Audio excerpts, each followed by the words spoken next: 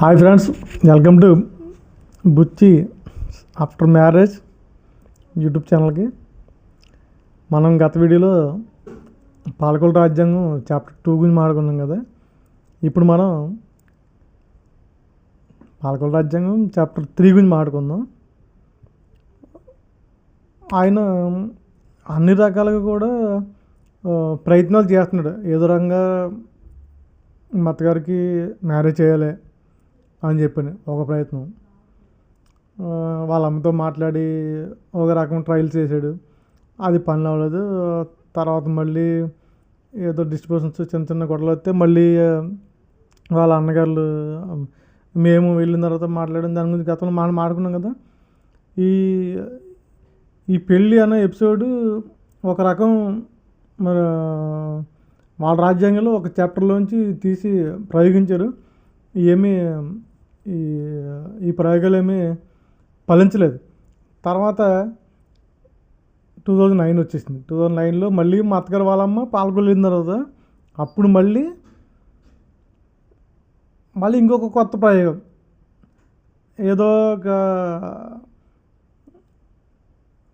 NASA వాళ్ళు అంతరిక్షంలో ప్రయోగాలు చేసినట్టు కొత్త కొత్త ప్రయోగాలు ఆవిడ మీద, మా అత్తగారి మీద అలా చేస్తూనే ఉన్నారు. ఇంకా కొత్త కొత్త ప్రయోగాలు.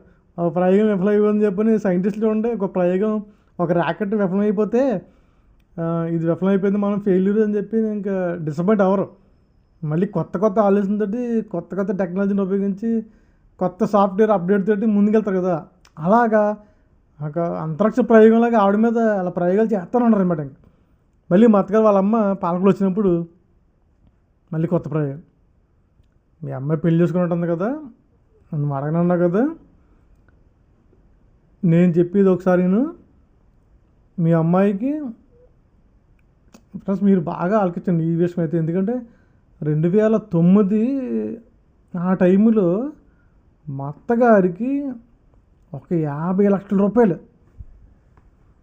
ఫ్రెండ్స్ మీరు అందరూ జాగ్రత్తగా ఉన్న విషయం, 2009లో 50 లక్షల రూపాయలు. 50 లక్షల రూపాయలని ఆవిడకి కేటాయించి ఆవిడ బ్యాంకులో వేసుకుంటుందా, ఆవిడ భూమి కొనుక్కుంటుందా, ఆవిడ స్థలాలే కొనుక్కుంటుందా,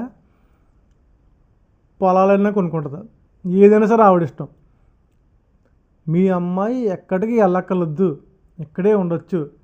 50 లక్షల రూపాయలు మీ అమ్మాయికి కేటాయించి నేను ఇస్తాను.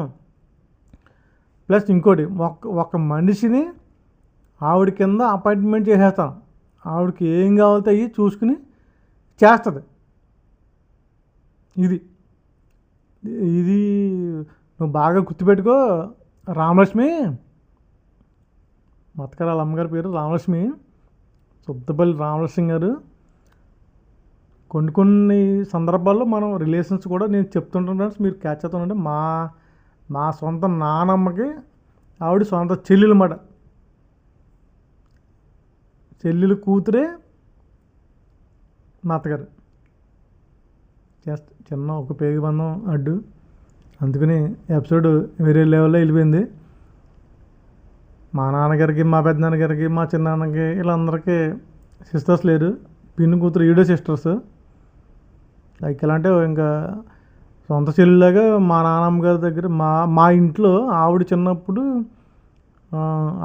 అంటే ఆవిడ ఊహ తెలిసినప్పుడు, ప్లస్ లైక్ నా చిన్నప్పుడు ఎలా అంటే నాకు మరి నేను బాగా నెలల సంవత్సరాల పిల్లప్పుడు మా అత్తగారు నాకు ఇక్కడే ఉండి సమ్మర్ హాలిడేస్కి వచ్చి అలా పండగకు వచ్చి అలా నాకు మా అత్తగారు స్నానాలు అవి చేయించి పౌడర్స్ పుట్టి మొత్తం చేసి ఆ టైప్ మాట. ఇంకా అంత క్లోజెస్ట్ రిలేషన్ మా అత్తగారు అలా మా ఇంటిగా ఉండదు.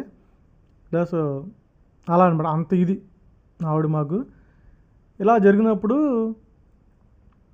ఈ ఎపిసోడ్ అయిపోయింది. ఈ 50 లక్షల రూపాయలు ఇస్తా అన్నాడు. దీన్ని పెట్టుకుని మీ అమ్మాయిని ఎక్కడ ఉండమను, ఎక్కడికి వెళ్ళక్కర్లేదు, నేను చూసుకుంటాను, అన్నీ నేను చేస్తాను, ఒక మనిషిని అపాయింట్మెంట్ చేస్తాను ఆవిడకి, అన్నీ ఆవిడ చూసుకుంటుంది. కాకపోతే ఒక కండిషన్ మాత్రం మీరు బాగా ఆలోచించాలి ఫ్రెండ్స్. ఎందుకంటే కండిషన్ బాగా ఇంపార్టెంట్. కండిషన్ ఏంటనుకున్నారు, మీ అమ్మాయి కూతుర్ని కూడా వదిలేయాలి, కూతుర్ని పట్టించుకోకూడదు. మీ అమ్మాయికి కూతురికి ఎటువంటి సంబంధం లేదు అని అన్నది. కూతుర్ని పట్టించుకోకపోవడం ఏంటి, కూతురు కూడా లేకపోవడం ఏంటి, అలాగ ఆవిడ అంటే మా అత్తగారు వాళ్ళ అమ్మగారు అన్ఎడ్యుకేటెడ్, ఆవిడ చదువుకుని ఆవిడకి అర్థం కాదు అసలు. కూతుర్ని పట్టించుకోవడం ఏంటి, కూతురు పెళ్లి చేశారు, 3 కూతురు ఉన్నారు ఈవిడికి, కూతుర్ని పట్టించుకోకూడదు అంటున్నాడు ఏంటి ఇతను, 50 లక్షల రూపాయలు డబ్బు ఇచ్చి ఇక్కడ పెట్టుకుని చూస్తా అంటున్నాడు ఏంటి, ఆవిడకి అర్థం కాలేదు అసలు. తర్వాత స్లోగా మళ్ళీ మా అత్తగారితో వచ్చి చెప్పి అన్నీ ముందు చెప్పింది అయితే అది రాంగ్, అది డిస్కస్ చేయలేదు ఆవిడ. ఇది ఇలా ఉంది కదా, ఇలా అంటున్నాడు ఏంటి మీ అత్తగారు, మీ మామగారు ఇలా అంటున్నాడు ఏంటమ్మా,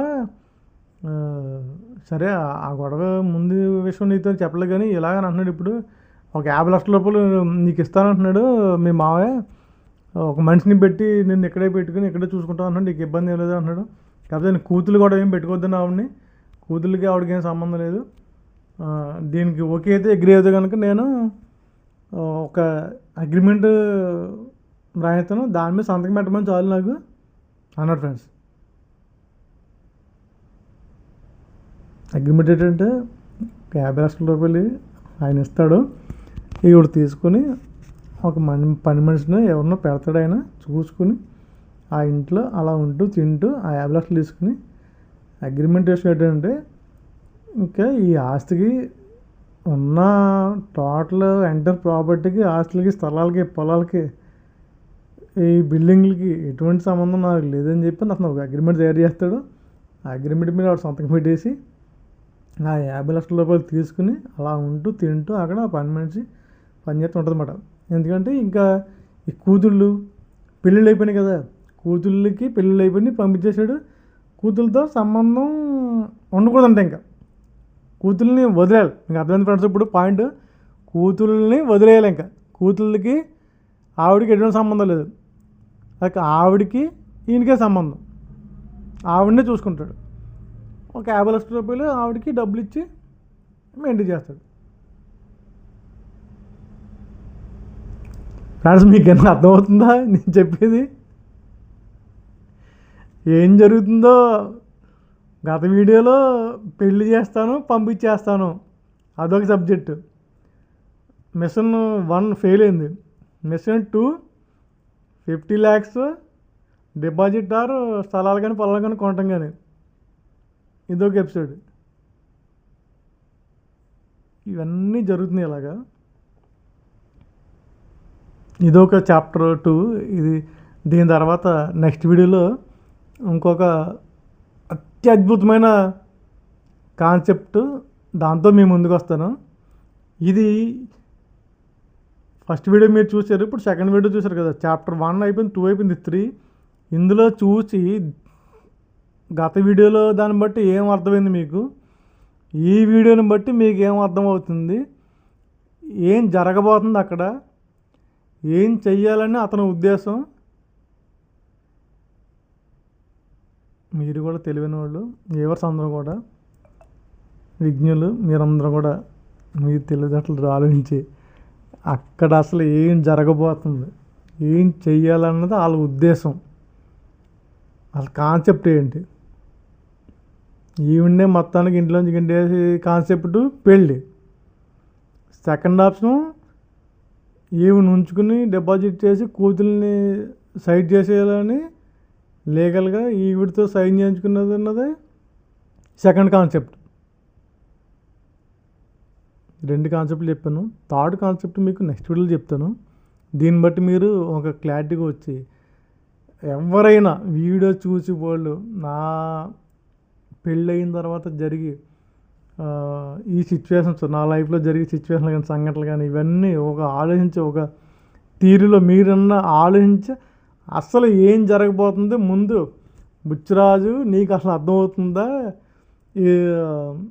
దీని పర్యవసానాలు ఇలా ఉంటాయి అని ఎవరైనా ఒక్కరు నా వీడియో చూసిన వాళ్ళు, కంటెంట్ ఫాలో అయిన వాళ్ళు ఎవరైనా ఒక్కరైనా ఏం జరగబోతుందన్న విషయం తెలుసుకుని ఒక్క కామెంట్ చేస్తారని రిక్వెస్ట్ చేస్తున్నాను ఫ్రెండ్స్. మీ అందరూ నెక్స్ట్ వీడియోలో ఇంతకన్నా బద్దలాసిపోద్ది, ఇంక నెక్స్ట్ వీడియో బద్దలాసిపోయి కంటెంట్ తోటి మీ ముందుకు వస్తాను.